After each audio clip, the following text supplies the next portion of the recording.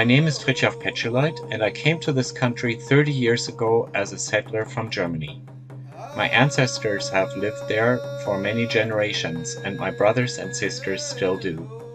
I'm very grateful to be allowed to live and work on the beautiful, unceded, traditional territory of the Syilx Okanagan Nation. I will do everything in my power to preserve this land for generations to come. I feel honored to learn so much from my Indigenous colleagues and friends. Reconciliation is about addressing past wrongs done to Indigenous peoples, making amends and improving relationships between Indigenous and non-Indigenous people to create a better future for all. Indigenization is a process of making Indigenous knowledge systems a more natural part of teaching and using them to transform spaces, places, and hearts.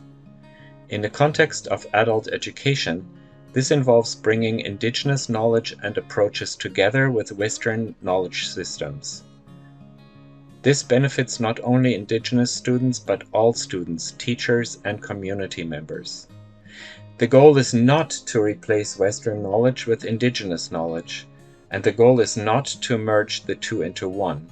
Rather, indigenization can be understood as weaving or braiding together two distinct knowledge systems so that learners can come to understand and appreciate both.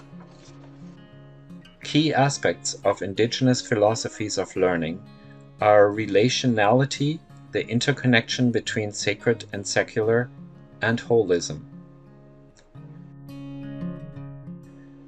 Relationality is the concept that we are all related to each other, to the natural environment, and to the spiritual world, and these relationships bring about interdependencies.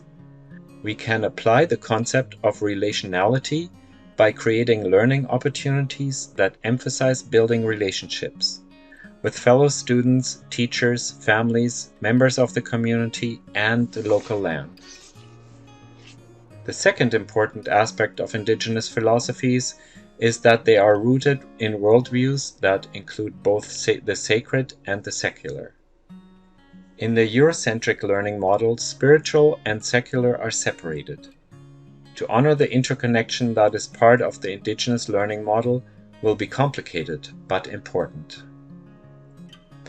And finally, Indigenous pedagogies focus on the development of a human being as a whole person. Academic or cognitive knowledge is valued, but self-awareness, emotional growth, social growth, and spiritual developments are also valued. Indigenous approaches can be brought to life by providing opportunities for students to reflect on the four dimensions of knowledge: emotional, spiritual, cognitive, and physical, when they engage in learning activities. Emphasis is placed on learning by doing. Learning is connected to a specific place, and learning involves all generations.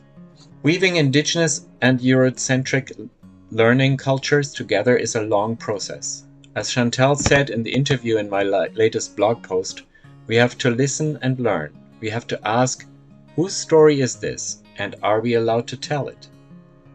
I used to limit the amount of stories from my own experience before, but after learning about the power of stories, I will share now more of them.